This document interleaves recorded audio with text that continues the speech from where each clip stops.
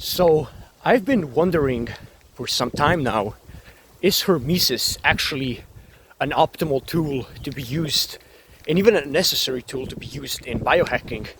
And the answer to this question is no, right?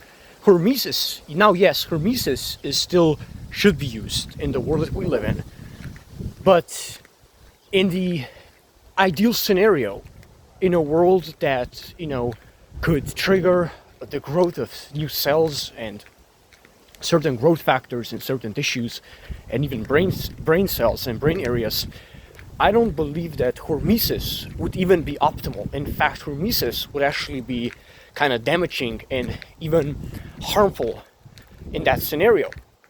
And now what even is hormesis to begin with? Hormesis is actually what we call stress adaptation, or we could say damage adaptation, is when you cause an acute inflammatory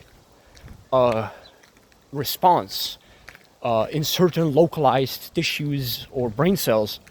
So then your brain can signal growth and healing and the rebound effect of anabolic stimulation in those cells, or we could say in those parts of the brain, tissues, organs, etc. Right? Essentially, it's like working out a muscle, right? You lift weights, you make the muscle tired, you essentially make it oxidate, you increase oxidation, you increase peroxidation, you increase inflammation, and you feel kind of sore, right? Because the muscle is obviously damaged and you feel it in your muscles, you feel the pain, you feel the soreness, you feel the fatigue, you feel the tiredness.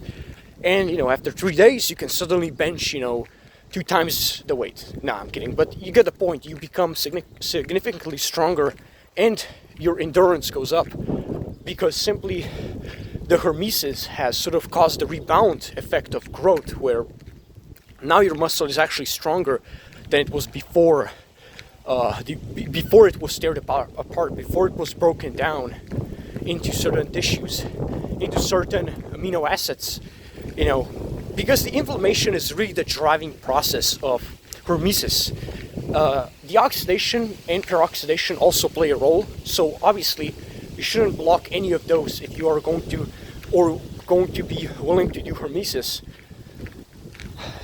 Also in the brain, hormesis is happening all the time, obviously, because almost no person on the planet has a state of zero inflammation, zero inflammatory markers and oxidative stress.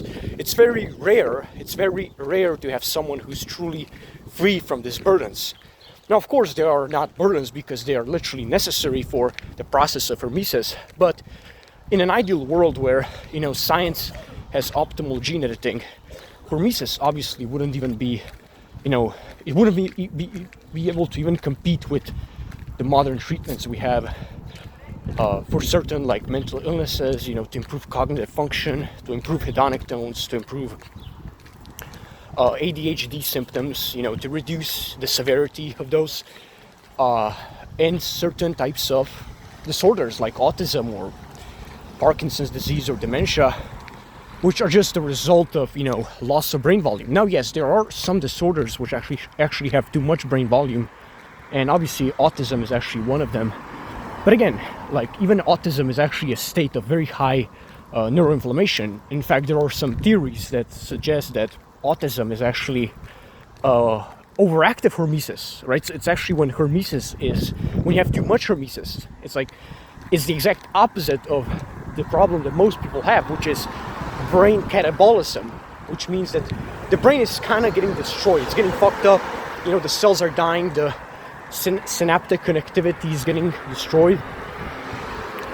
Now, of course, in the modern world that we live in, hormesis is just a must because we don't have the exact tools to safely block all inflammation and oxidative stress and peroxidation without causing some side effects and worsening fatigue, because really those processes are just so important for improving cognitive function and reducing physical decline of muscles and bone tissues.